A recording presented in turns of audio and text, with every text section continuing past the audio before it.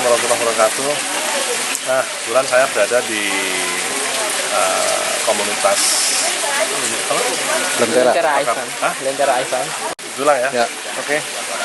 Kebetulan saya sekarang sedang berada di komunitas Lentera Aifam, di mana mengembangkan berbagai jadi keganggu orang lewat tadi. Ya udah masuknya. Sedang mengembangkan pertanian modern ya, precision farming, dan saya berada di tempat greenhouse untuk beberapa produk yang mereka kembangkan di dalam R&D mereka, yaitu hidroponik, aquaponik, dan seterusnya. Lagi? Fotosintesis itu hanya satu kali jam 7 sampai jam 11. Sekarang kita bisa jadi kita dikirim ya biasa sendiri. Ada hama, jadi bisa dari jauh dari kapal. Kita tahu perubahan dari matahari itu bisa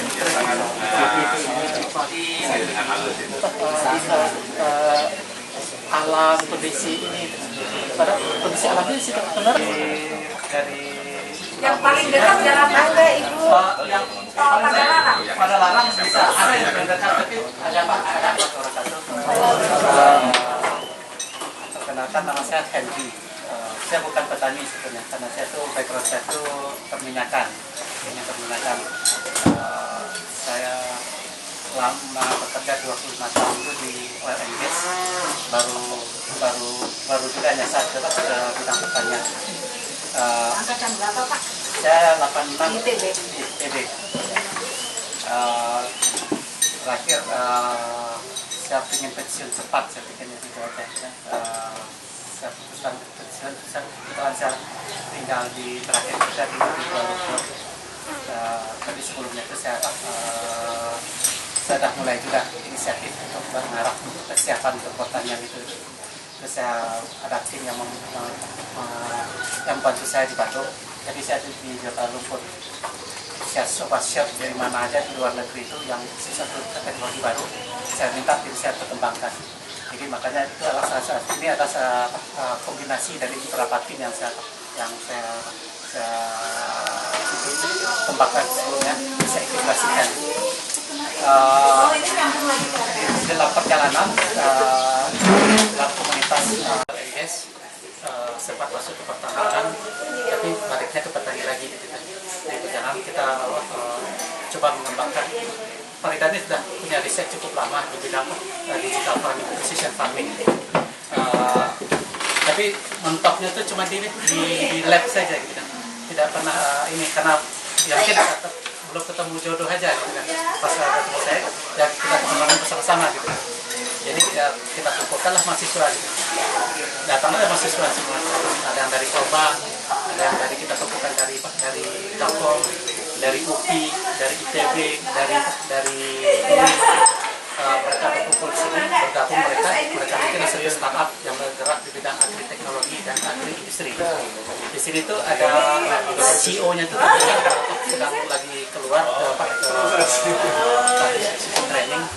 Ya, yang mereka bisa memberikan janji ke siapa saja yang bisa mereka. Orang kan kalau berbisnis itu kan kalau janjinya bisa dipenuhi itu, dan itu tinggal melanjutkan apa saja. Disitulah sebetulnya ide-ide itu datang kita ini. Banyak orang yang dibikin kita bukan hanya di sini saja, di ITB itu banyak kita tentang farming juga. Cuma sekarang tuh di sini karena kita kebetulan Pak Ida itu sudah meriset cukup lama juga, dan sudah pernah diaplikasikan, dan itulah ya kita sekarang coba kita sharing dan pemanfaatannya seperti apa. Dan Pak Ida tuh bisa dari segi pemanfaatan teknologi itu dia bisa memangkat masa panen. Biasanya kalau kita 1 bulan gitu, bisa dipasang 3 minggu atau 2 minggu. Dan itulah salah satu yang tentang konsep urban itu apa gitu kan. Kenapa perlu urban farming? Itu nanti bagaimana teknologi itu juga bisa membantu urban farming. Dan yang paling cukup strategis nanti akan kita coba diskusikan agri industri. Bagaimana sebetulnya kita tuh kalah dari orang yang tidak punya sesuatu. Kita kaya tapi kita jadi miskin karena dimanfaatkan oleh orang yang miskin dari segi Nah itu nanti kita ada lab yang bisa kita lihat apa yang bisa kita yang kita kerjakan di sini. Kebetulan timnya juga sedang sengaja saya suruh menyiapkan sesuatu yang bisa jadi semacam demo yang nanti karena sepertinya kita sudah biasa memakai tapi kita tak tahu gimana cara sebetulnya produk itu keluar gitu kan. Dan biasanya kita ini barang murah kenapa bisa jadi barang mahal, barang yang kita jual murah tapi kita beli mahal, kenapa seperti itu kan. Nah, nanti kita bisa diskusikan di dalam, nanti kita tur, kita bicara tentang urban farming, tentang aquaponik, apa itu aquaponik, apa bedanya aquaponik dan hidroponik, di mana kelebihan aquaponik dibandingkan hidroponik, apa manfaat dan apa keuntungannya baik secara kita pribadi maupun juga ke lingkungan. Mudah-mudahan dengan seperti itu kita ada sesuatu yang kita bisa bawa pulang dan mudah-mudahan itu juga menjadi bahan PR sendiri buat bapak-bapak ibu nanti apa yang bisa dilakukan. Sebenarnya itu simpel, suatu kerjaan simpel, cuma kadang-kadang kita nggak tahu kemana memulainya. Ya. Siapakah saya gitu? Saya perkenalkan, nama saya Yoga Deriska. Saya lulusan dari Agroteknologi UIN Sunan Gunung Jati Bandung. Kebetulan hampir lulus udah sekitar 8 bulan yang lalu. Nah, sebelum kita masuk ke digital precision farming, alangkah baiknya mungkin saya akan mencoba menjelaskan ulasan dulu tentang apa itu urban farming. Mungkin juga sebagian bapak-bapak atau ibu-ibu di sini juga ada yang sudah mengenal gitu apa itu urban farming. Suatu aktivitas pertanian di dalam atau di sekitar perkotaan yang melibatkan keahlian dan inovasi dalam budidaya dan pengelolaan makanan. Serta menurut FAO yaitu sebuah industri yang memproduksi, memproses dan memasarkan untuk memenuhi permintaan konsumen di dalam perkotaan. Jadi kesimpulan dari urban farming sendiri adalah aktivitas pertanian di lingkungan perkotaan untuk memenuhi kebutuhan pangan, rumah tangga pribadi atau sebagai ladang industri pertanian. Jadi selain dari kita bisa mengkonsumsi sendiri hasil dari pertanian yang ada di perkotaan minimal di halaman depan rumah kita, selain itu juga kita kalau misalkan ada kelebihan mungkin kita bisa menjualnya dan itu sebagai ladang industri juga seperti itu. Untuk pertanian di dalam lingkungan perkotaan alangkah banyak oksigen yang akan kita hirup seperti itu. Selain itu juga adalah meningkatkan estetika kota. Bahan pangan lebih segar bila konsumsi pribadi. Coba kita bayangkan kalau kita membeli produk pangan dari pasar, kita tidak tahu apakah produk tersebut organik atau tidak, apakah kualitasnya seperti apa. Kalau misalkan kita menanam sendiri di rumah, mungkin kita akan lebih tahu gitu seperti apa proses budidayanya. Berarti sudah terpenuhi, mungkin kalau ada kelebihan bisa kita jual juga seperti itu. Nah, ini adalah sedikit contoh tentang jenis-jenis dari urban farming. Banyak bahan-bahan yang kita bisa jadikan untuk urban farming itu divertikalkan dan bisa ditanami seperti kangkung dan juga pakcoy. Selain itu ada bahan-bahan seperti tarung boni, terus ada ban bekas juga. Nah, kalau untuk yang di sini adalah salah satu sistem urban farming yang bisa dikatakan cukup modern juga. Dan contohnya sebenarnya ada di bawah, kita ambil ke sini dan ini dinamakan Dutch bucket system. Jadi sistem pengelolaan airnya itu. Pagi ini saya mencoba menjelaskan hal-hal yang biasanya ada teknis menjadi hal yang sifat umum. Apa yang sudah disampaikan oleh Yoga tadi, pada kesempatan ini akan coba saya lebih detail bagaimana hal itu bisa diperoleh. Sebelumnya, perkenalkan, nama saya Rida Budaya. Jangan bertanya pertanian Bu kalau ke saya, karena saya ini orang elektro. Jadi maaf, saya bukan ahlinya begitu. Ya, lama pengalaman di oil and gas, mungkin karena karakter di oil and gas itu harus tepat, putusan juga harus pas, apabila kesalahan sedikit ya kerugian yang akan diperoleh. Itu terbawa begitu ya, karakter bekerja seperti itu. Kemudian yang ingin saya ceritakan ada background kenapa terus terperangkap di sini begitu. Ya sudah masanya. Lalu saya berpikir oil and gas untuk siapa begitu ya. Saya pikir balik memperjuangkan oil and gas untuk siapa begitu. Kemudian saya juga menyayangkan bahwa pengetahuan yang terakumulatif bertahun-tahun, kalaupun saya pensiunkan juga percuma, sayang begitu ya.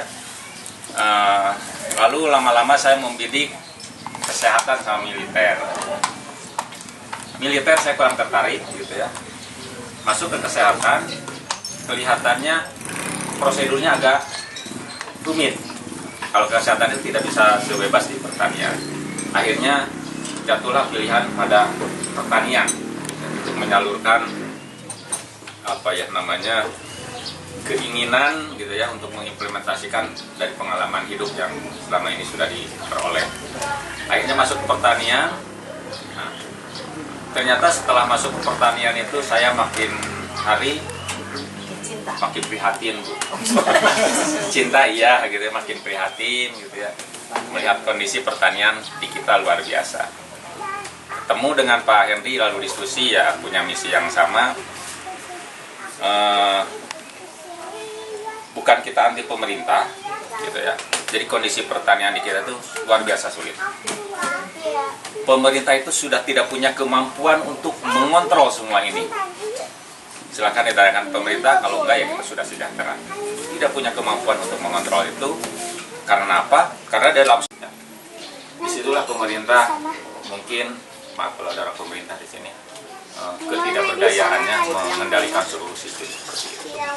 Nah, apa yang kami lakukan dengan Pak Henry di sini adalah sangat kecil sekali, tidak memiliki dampak secara nasional, ya, tapi paling tidak kami bersama teman-teman ini punya punya niat, punya minat, target berjuang untuk sistem yang sangat sulit ini. Nah, salah satu yang bisa terlalu detail apabila ingin informasi yang lebih lanjut itu ada di website. Saya mungkin Rida Hudaya, Henry Jusan gitu, itu sering ngobrol di sana. Kemudian termasuk juga startup kami ada Green ID yang bergerak di agribisnis yang mengelola seluruh hasil pertanian. Kemudian ada Agritech yang bergerak di support sistemnya, bagaimana agar sistem pertanian tersebut memiliki daya saing, memiliki nilai yang lebih dari yang biasanya kita peroleh di pasar.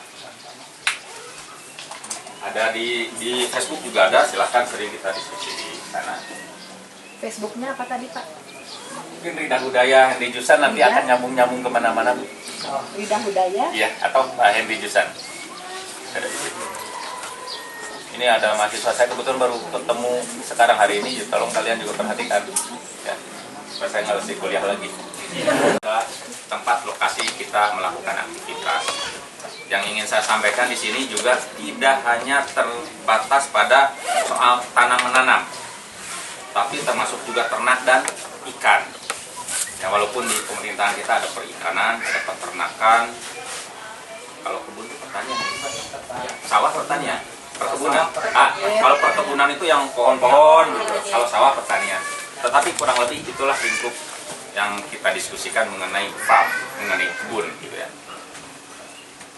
Kemudian yang satu lagi farmer, objek orang yang melaksanakannya.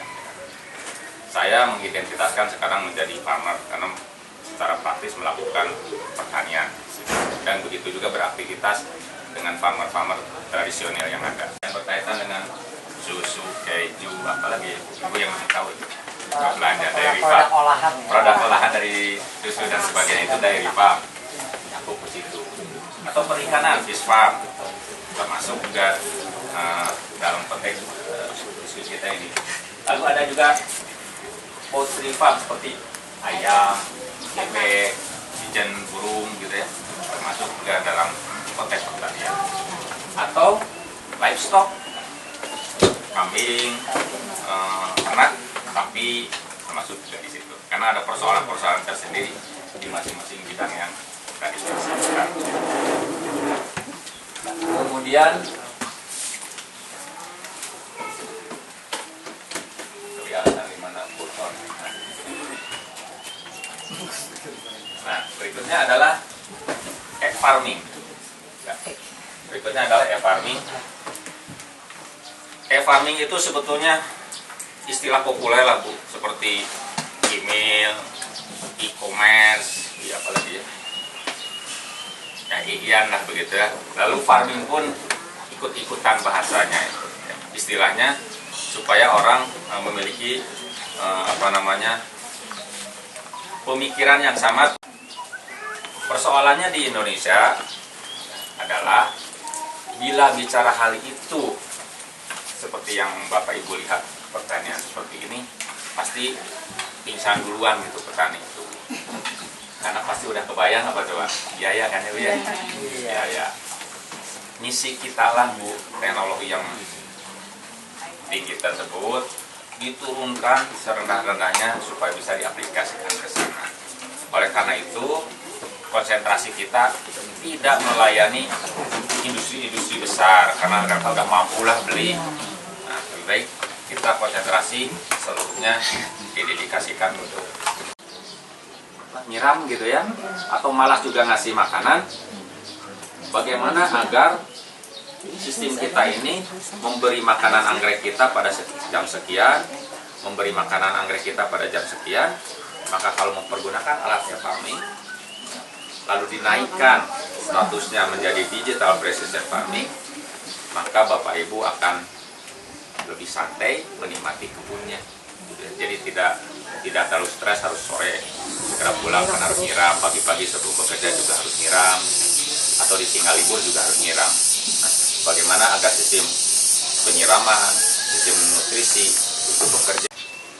Integration farming. Itu yang dimaksud dengan integration farming. Apabila integration farming itu mempergunakan teknologi farming atau menggunakan sistem digital precision farming, ya disebutlah smart sustainability integrated farming. Namun berdasarkan perkembangan pengalaman dan pengetahuan yang kami peroleh, integrated farming yes yang didefinisikan oleh saya tadi, tetapi di sini ada plus-plusnya Bu. Nah, jangan dulu marah ya kalau plus-plus itu biasanya. Ada plus-plusnya. Apa itu plus-plusnya? Bagaimana kita menguasai seluruh dari produksi kebun sampai kepada konsumen. Karena yang ada sekarang begini, bercocok tanam, kemudian ada orang yang menampung, ada orang penampung besar lagi kedua, ada penampung ketiga lagi yang besar, lalu baru sampai ke konsumen. Nah kalau di sini tidak, misalkan kita konsepnya menanam cabai. Cabai bagus tidak bagus nggak jadi masalah. Kalau bagus dijual kalau mau.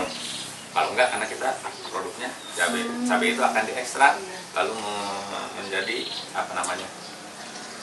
oil, menjadi bahan-bahan seperti itu. Mengapa? Karena itu punya nilai tambah yang luar biasa. Jadi tidak tergantung pada pasar. Pabriknya juga sebesar itu. Tidak perlu besar-besar, mungkin di dapur juga bisa dibuat.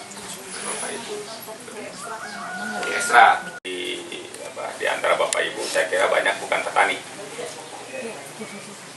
Nah, ternyata apa yang sudah kami garap itu muncul persoalan bukan di pertanian ternyata Bu. Pertama di information technology. Mengapa muncul pertanian di information technology itu? Karena kalau Bapak Ibu mengetahui mengenai Bukalapak, transaksinya bebas kan ya? Siapa yang masuk, siapa yang beli, nggak tahu kita. Di kami, kita tahu persis siapa yang nanamnya, dan kita tahu persis juga siapa customer-nya. Hampir mirip dengan Bukalapak, tetapi lebih private. Gitu. Nah, yang bisa menghubungkan itu adalah IT, gadget, laptop. Itu persoalan pertama. Persoalan yang kedua, kita sekarang moving. Lalu bagaimana mengetahui kondisi kebun kita? Salah satu yang paling murah ya gadget, internet. Kita bisa lihat dari gadget kita bagaimana kondisi kebun kita. Nah, kebetulan saya punya salah satu mahasiswa juga berkebun di Ceko. Nah, saya juga bisa sekarang lihat bagaimana kondisi kebun mereka sekarang. Lagi musim dingin atau lagi kedinginan, dan sebenarnya juga kita bisa tanpa kita harus ada di kebun. Itu juga bisa mempermudah apabila Bapak Ibu punya kebun yang sangat berharga bagi Bapak Ibu, tidak hanya luas, karena sekarang kalau luas relatif sangat berharga bagi Bapak Ibu, maka bisa dipantau seperti ini. Gelombang elektromagnetik yang membuat mereka segut makannya. Semula saya curiga kenapa dari jam 7 jam 11 adalah sinar cahaya. Ternyata kalau pakai cahaya tidak cukup mereka untuk ayo makan, nggak cukup untuk mencolek supaya dia makan. Kita gelombang. Ya, kurang lebih gelombang itu ya sama seperti gelombang suara gitu, cuma lebih kecil sehingga kita tidak bisa melihatnya. Tetapi kalau pakai ini bisa kelihatan, oh itu bisa kelihatan warnanya. Dan gelombangnya pun ternyata tidak bisa sembarangan gelombang dicari, dapatlah ketemu gelombang tertentu yang membuat kalau gelombang ini dia mengerti kita menyuruh supaya dia berbuah. Nah, kalau gelombang ini dia mengerti bahwa dia disuruh daun yang berbuah, daun yang tumbuh. Nah, dari situlah kemudian instrumen membangkitkan gelombang-gelombang tadi agar bisa si tanaman memahami apa yang kita suruh, gitu ya, seperti itu. Nah, dari titik situ mereka minta, gitu ya, gelombangnya juga sudah kita kirim sesuai dengan sinyal yang mereka mengerti, juga tidak tumbuh. Lalu selidik, maka ternyata lingkungan. Jadi sama seperti ibu kalau ngantuk kan makan juga nggak selera, gitu ya. Itu capek mungkin lebih bagus, gitu ya. Nah, lingkungan itulah yang menyebabkan dua hal tadi bisa efektif, gelombang elektromagnetik beserta makanan yang kita siapkan. Nah, lingkungan seperti apa ya? Kita pelajari salah satu diantaranya misalkan suhu.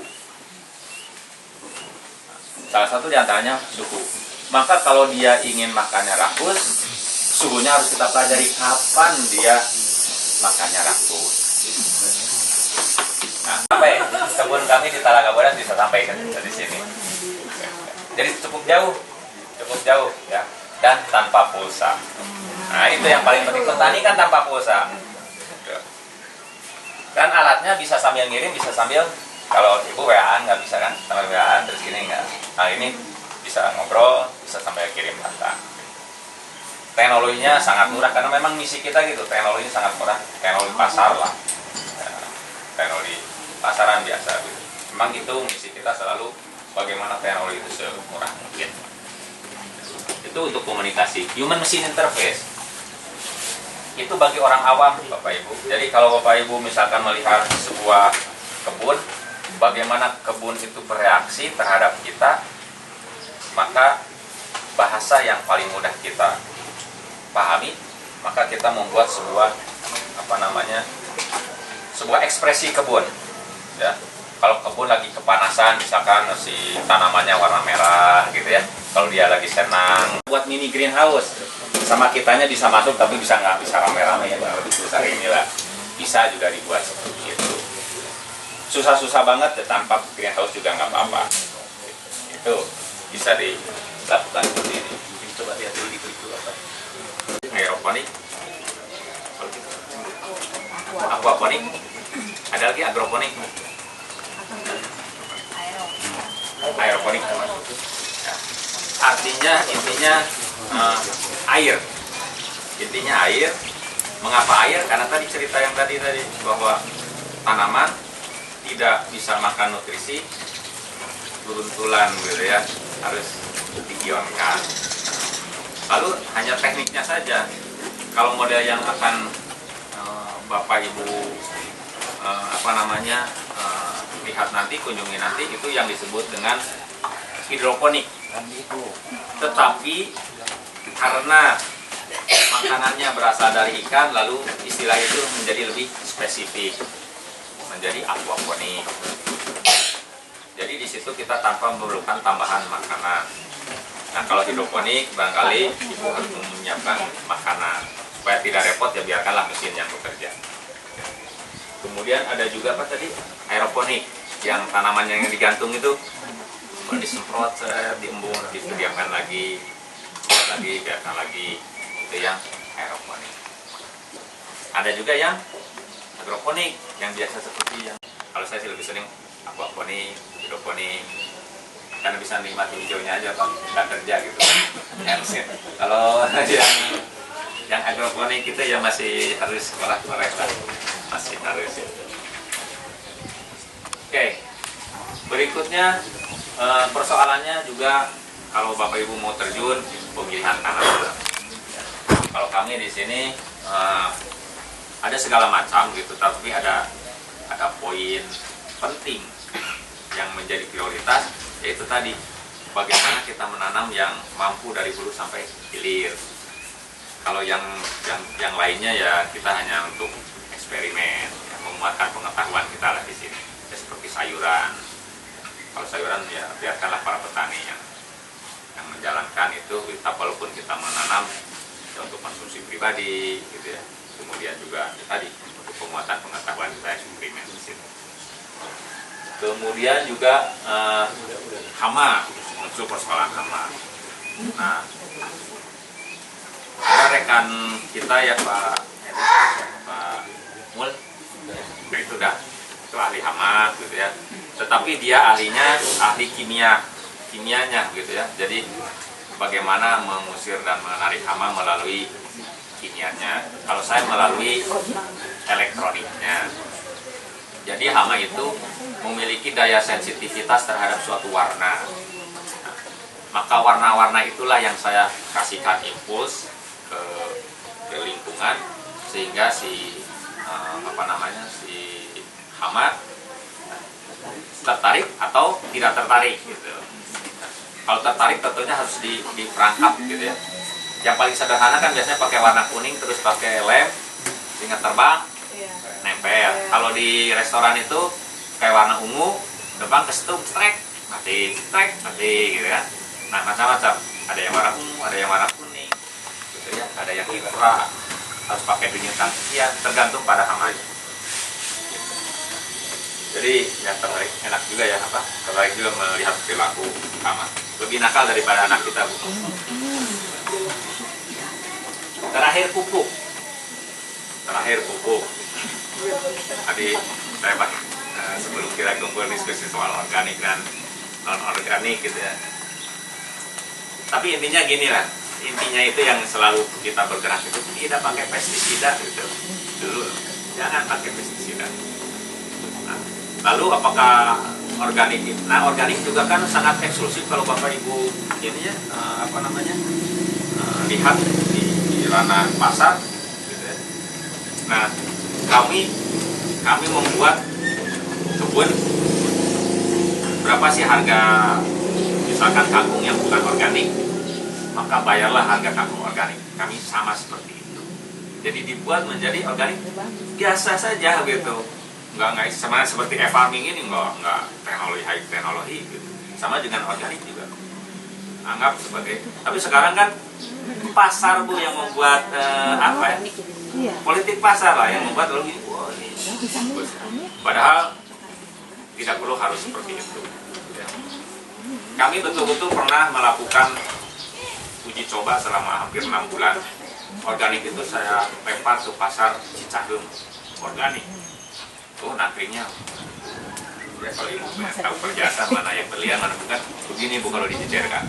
Dan kita simpan di trotoar, itu kelihatan sekali bedanya.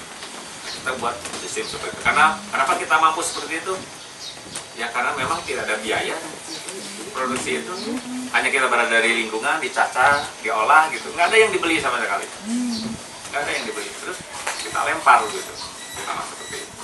Lalu eksperimen kita juga saya simpan di motor, lalu kita berkeliling Pak. Berkeliling ke komplek. Pak ibu-ibu keluar Pak teriak, mang sini gitu ya. Coba beda lah gitu.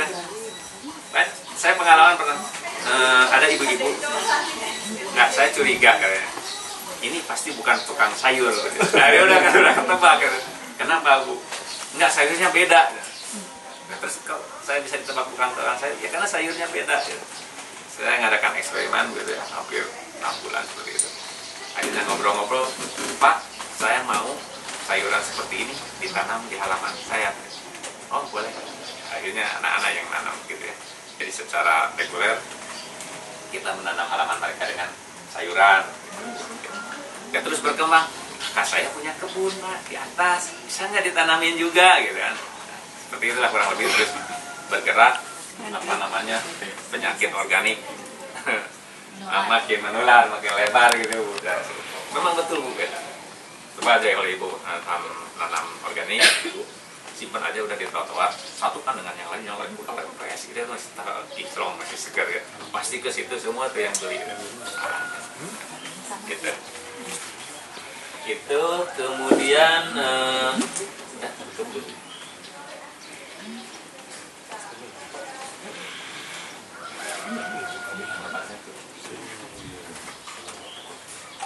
Yang kuning bisa.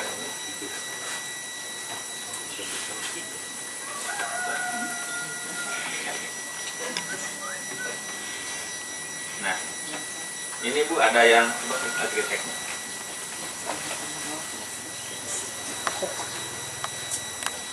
Agritek itu komponen-komponen tadi Bu yang saya ceritain. Ada yang disebut dengan teknologi, tadi saya sudah diskusi. Jadi bagaimana Ibu, Bapak punya catatan tentang kebun kita. Dari catatan itulah kita bisa belajar maunya tanaman seperti apa. Misalkan ternyata kalau jam 7 saya siram, maksudnya tidak Ibu yang menyiram atau Bapak yang menyiram, tapi alat yang menyiram, ternyata tanaman layu. Berarti frekuensi siramnya atau jamnya harus digeser. Dari data logger tadi, kalau di handbook itu apa sih, kalau telepon, catatan telepon apa ya? Log ya? Lognya itu ada di situ. Itu data logger. Kemudian ECPPM itu alat yang mengukur berapa besar, berapa banyak, berapa kekentalan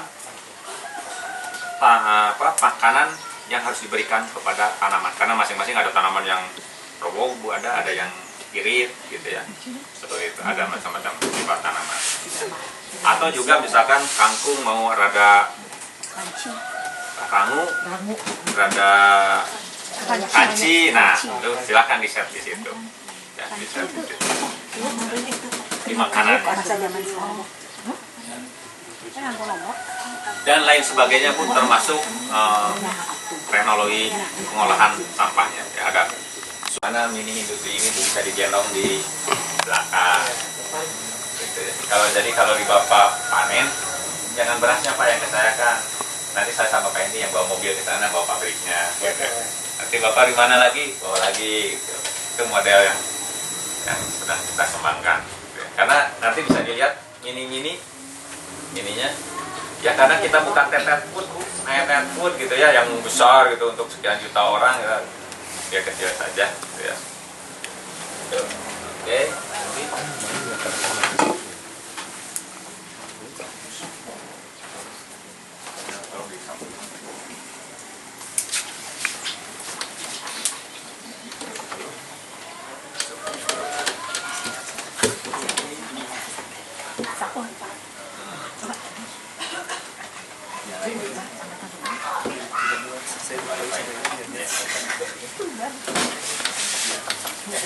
Dosen nggak akan maaf ya, dan siapa? Mungkin ada mahasiswa saya.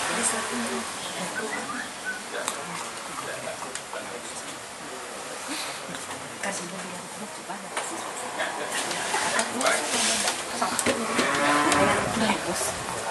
Sekarang gimana?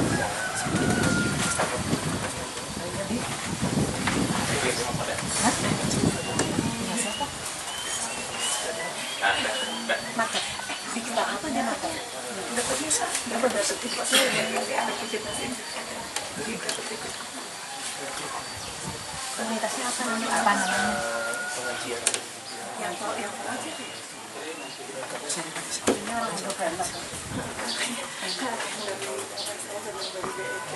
Kalau di grup masih suka tadi. Saya nyimpan itu suka yang itu tuh dari mana gitu. Oke, ya ini beberapa foto untuk gambaran kurang lebih alatnya seperti apa. Ini apa yang belum?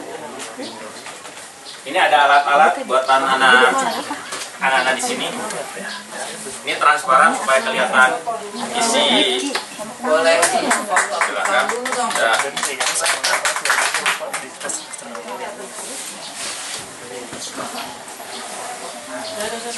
Nah ini yang disebut dengan grow light. Jadi ini alatnya seperti ini. Bagaimana? Jadi matahari tadi apa? Grow light. Jadi Bapak bisa menanam di dalam ruangan. Bapak bisa meminta tanaman untuk melakukan produktivitasnya malam hari.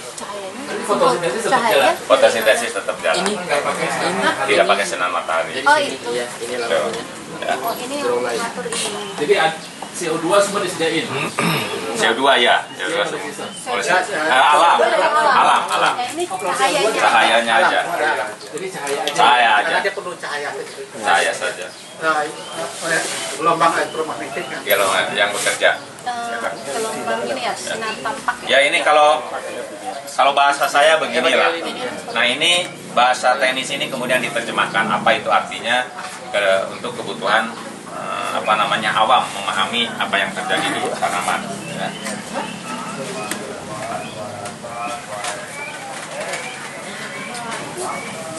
Alat-alatnya kurang lebih seperti ini. Saya beri warning kuat-kuat betul Bu, karena kalau dengan petani biasa sudah hopeless lihat alat begini. Anak-anak ini ya Bu yang berpusing-pusing ya. Jadi kita menikmati saja alat itu akan jalan. Mereka yang memiliki kemampuan untuk meracik peralatan-peralatan. Sudah dicoba ke tanaman. Ya, di sini kan ganti-ganti Pak kalau di sini. Termasuk ini terakhir apa? Microgreen, Pak. Apa? Microgreen. Ya apa tanamannya? Dari berbagai jenis tanaman. Oh dari selada, berbagai jenis tanaman. Bisa. Gitu. Horti ya, tanaman horti ya. Tanaman Iya. horti. Berarti ada efektivitasnya itu untuk tanaman apa Mana? dia lebih efektif atau apa dia sama Agak mana ini Bu? Iya. Gratis. Tanaman-tanaman sayuran daun Aduh, sebenarnya. Ibu udah nahan. efeknya sama. Iya. Bisa Bu jawabnya Bu. Bisa. Kalau microgrid maksudnya dirangsang jadi lebih cepat biasanya. Pokoknya Pak. harus dibuat Biasanya mampu soalnya biasa, dibeli cara gitu Bu. biasa. Itu. Iya, nama. ini bisa Iya. lebih cepat Pak, Bu. Lebih cepat Harus ya. dibuat mampu 3 dibeli gitu. sampai 4 hari dia bisa bisa konsumsi. Nah, nanti saya kasih contoh kasus. Nanti saya kasih. Lebih efektif daripada Nah ini Bu, jadi ini kelihatannya bisa efektifnya anak-anak masih pahami di Bu. bawah Kita nggak sinar paham, matahari sebenarnya. nanti akan terjemahkan ini itu Tapi artinya tergantung apa? kita. Lagi besar, Nah, gitu. lagi oke senang-senang tanaman, lagi fresh gitu, gitu ya. Oh itu ininya ya, apa namanya, indikasinya. Sinyal Pak, sinyalemennya, ya, dia sinyalemen itu diterjemahkan. Nanti akan diterjemahkan dalam bentuk HMI tadi, warna atau lihat tanaman seperti apa, gitu gambarnya, supaya lebih mudah dipahami. Nah bisa sampai bentuk begini, jadi kita pasang di kebun seperti ini layarnya. Ya kalau sekarang kan sudah tidak lagi. Ini seperti saya pakai gadget aja, ya, pakai gadget aja seperti ini. Ya kecuali kalau ya tadi titik-titik pun ya mereka udah mewah ya gitu ya. Oke atau panah merah sini udah mewah. Oke, gitu ya. Kalau kita cukup pakai gadget manfaatkan, ya. Kalau sensornya sendiri, biasanya kita mencetak 1000 liter. Oh iya, ini kapasitas area berapa? Berapa sensor? Kalau ini sebenarnya Tergantung homogenitas bahan. Kalau homogen cukup satu, Pak. Kalau di sini cukup satu, masuk posisi Oh, sudah tahu 100 km persegi ini bisa efektif. tinggal dibanyakin saja lampunya. Lampunya ya, Tahu. tapi satu sensor ini. Satu sensor. Jadi kalau satu pesawat Cuman lampunya Lampunya buat bisa lampu dulu, Pak. Betul. Oh, buat penampungan ya. Penampungan itulah yang dialirkan dan itulah yang kita tahu berapa. Ya ngapain-ngapain. Oh, jadi mata sumbernya. Oh ya, Batas sumber itu ada nutrien segala macam di betul. situ ya. Itu yang bisa dikondisikan, itu yang bisa kita kontrol. Jadi tidak perlu nancukin sensor banyak ya. Gitu. Oke, kemudian, nah ini yang saya tadi katakan kebun yang di Ceko gitu saya bisa lihat ya, karena dari nol ya, kalau di Indonesia nggak akan nol. Jadi dia outside temperatur berapa, saya bisa tahu. Nah, ini bisa saya pantau ya melalui jaringan terus menerus gitu. Nggak connect, Pak. Guys, Dapat punya data gitu.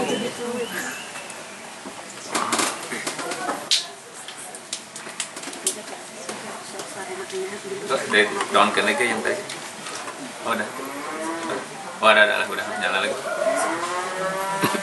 Enggak, di on kan lagi. Dimatikan. Ya. Nah itu kan harus menjamin bagaimana agar apa yang dia racik itu baik, Halal ya, halal. Halal. halal, Thayyiban. Sekarang mah halal, halal, Pak. thayyiban gitu kan, Oh, iya. dan murni. Ya, Bisa, halal, thayyiban, dan murni. bisa. Nah, kemudian mereka mengusulkan bagaimana caranya, lalu kita usulkan mereka membuat kebun di dalam restoran mereka. Hitung, kemudian ya tidak masuk ke dalam budget. Hitung lagi, akhirnya masuk ke dalam budget. Artinya apa? Bahwa kita ini kan bukan membeli alat blok gitu, karena ini buat sendiri lalu bisa di-adjust. Ya. Jadi itu bisa di-adjust sampai supaya bisa masuk. Jadi paling misalkan tidak pakai connect wifi biar kayak saya begini saja, boleh turun lagi ya. Nah, sehingga akhirnya bisa diimplementasi. Semangat kita apa? Kita akan berpikir bagaimana supaya diimplementasi sampai misalkan wah Pak ini juga nggak bisa, tapi target kebun misalkan harus dicapai, kita tawarkan bagaimana kalau kebun kita itu tempat ibu misalkan, bisa begitu kan? Ibu misalkan punya bisnis kebun, kemudian mau mempergunakan sistem seperti ini, lalu hitung-hitung ternyata budgetnya hanya sebagian, tetapi produk harus tercover. Bisa kita tawarkan bagaimana kalau kebun kita yang simpan di situ untuk menutup hasil yang harus dipenuhi. Bisa juga seperti itu. Ya. Jadi ada berbagai macam cara mengapa kita berani seperti itu. Ya buatan kita sendiri, bukan beli alat jadi saya udah nggak bisa gitu kalau itu, karena ya belinya aja udah berapa gitu. Kalau ini memang diracik, dibangun berdasarkan riset, ya, lalu kita akan dapat teknologi yang termurah. Memang itu semangatnya. Itu ada yang suara-suara tidak masuk dalam program di sini. Nah, Kayaknya protes dia itu. nah, Itu sapi itu Jadi suara, mimik muka, jadi kesehatan dan kotoran itu tuh semua bisa diukur. Kalau ikan udah ikan. Ikan sekarang ada ada kalau ikan. ada juga. Ya. Ya, nanti ikannya ikan laut, ikan bawah laut, terus nanti rotet. Tapi kalau satu kan gampang, kalau udah 2000 customer kita juga udah kelabakan gimana udah. Apalagi yang dari peras yang mana lagi gitu ya, atau ini anaknya siapa ya, susah itu kalau udah ribuan gitu. Nah itu ada identifikasinya, bahwa ini turunan dari mana, ini hari ini udah diperas, jangan diperas kedua kalinya gitu. Nah, itu ya teknologi yang bisa membantu untuk mengklasifikasi itu. Itu mungkin untuk sementara hal-hal teknis ya, silahkan nanti yang tertarik sambil jalan. Siapa yang akan guide Pak? Nanti Ya, jalan-jalan. boleh nanti Pak Rida sama saya nanti sama juga nanti akan guide set ini. Jadi kenapa konsepnya juga dibikin ini, kenapa bangunan seperti ini, itu semuanya itu terintegrasi. Ya. Jadi tidak ini bentuk bangunan, model bangunan itu tuh ada filosofi yang kita masukkan sini. Jadi ada keterkaitan integrasi itu tidak mesti langsung hanya dengan pertanyaan saja. Tidak. Saya juga yakin lah. Pertama Ibu datang ke sini, ini pertanyaan apa? Pertama dilihatnya gedungnya dulu, Pak, bangunannya dulu. Hijau dulu yang Hijau dulu. Wah, jadi itu salah satu penarik dari sebetulnya. Jadi itu salah satu kenapa agrowisata itu sebetulnya bisa dikombinasikan antara kontennya sendiri dan juga Pak dalam tinggi juga Pak dalam bentuk konsep desain landscape. Makanya ada sekarang pengertian namanya farm estate. Orang biasanya real estate. Sekarang farmer menjadi estate kan. Jadi ada integrasi di sana.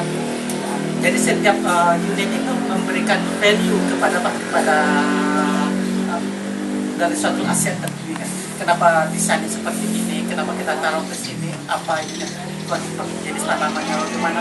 Itu juga salah satu membuat itu terintegrasi secara konsep dan filosofi. Itu yang biasanya kita coba kembangkan. Kemarin juga banyak yang datang ke sini. Ada pernah juga datang dari konsultan dari Uni Eropa datang ke sini. Dia mencari teknologi. Kebetulan sebetulnya set ini sebetulnya besarnya itu adalah Lentera Bumi Nusantara. Jadi Lentera Bumi Nusantara itu dulu adalah evolusi dari Lentera Angin Nusantara. Jadi Lentera Bumi Nusantara itu Lentera Angin Nusantara itu adalah yang buat kincir angin mobil listrik yang Indonesia itu. Ketika saya ketemu sama Diki, jadi kita berevolusi dengan Lentera Bumi Nusantara. Apa yang dikerjakan Lentera Bumi Nusantara itu salah satunya adalah agri, Lentera Agri Nusantara.